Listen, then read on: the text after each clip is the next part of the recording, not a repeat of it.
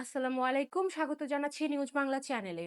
এই মুহূর্তে সবচেয়ে বড় খবর, মধ্যপ্রাচ্য জুড়ে শুরু হয়েছে এক ভয়াবহ সংঘাত। আজ 28শে ফেব্রুয়ারি 2026, মাত্র কয়েক ঘন্টা আগে ইসরায়েল ও আমেরিকা যৌথভাবে ইরানের উপর স্মরণকালের ভয়াবহতম হামলা চালিয়েছে। এর জবাবে ইরানও পাল্টা শত শত ক্ষেপণাস্ত্র নিক্ষেপ করেছে ইসরায়েল সহ মধ্যপ্রাচ্যের একাধিক মার্কিন ঘাঁটিতে।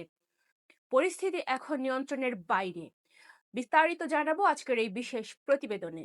আজ ভোরের দিকে ইসরায়েলি প্রতিরক্ষা বাহিনী আইডিএফ এবং মার্কিন সামরিক বাহিনী ইরানের রাজধানী তেহরান সহ গুরুত্বপূর্ণ শহরগুলোতে লক্ষ্য করে একযোগে হামলা শুরু করে।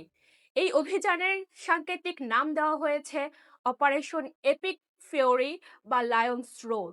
ইসরায়েলের দাবি, তারা এই ইরানের শতাধিক সামরিক লক্ষ্যবস্তু, ক্ষেপণাস্ত্র তৈরির কারখানা এবং পারমাণবিক ক্ষেপণাস্ত্রগুলো গুড়িয়ে দিয়েছে।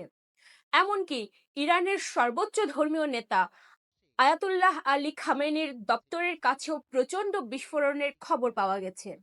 ইরান সরকার দাবি করছে, একটি বালিকা বিদ্যালয়ে ইসরায়েলি হামলায় অন্তত 51 জন শিক্ষার্থী নিহত হয়েছে, যা বিশ্বজুড়ে শোকের ছায়া ফেলছে।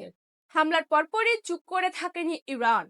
ইরানের ইসলামিক রেভলিউশনারি গার্ড কোর বা আইআরজিসি দাবি করেছে, তারা ইসরায়েলের দিকে ঝাঁকে ঝাঁকে ব্যালিস্টিক ক্ষেপণাস্ত্র নিক্ষেপ করেছে।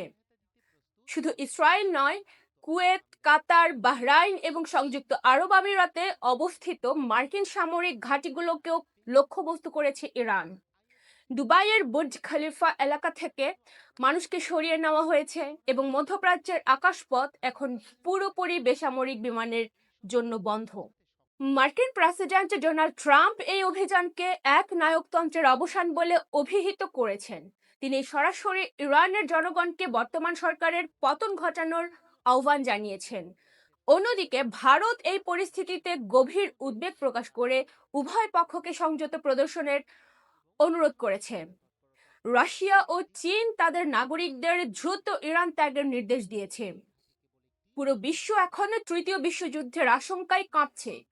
তেলের বাজার অস্থির হয়ে উঠেছে এবং লোহিত সাগর থেকে পারস্য উপসাগর পর্যন্ত এক থমথমে পরিস্থিতি বিরাজ করছে।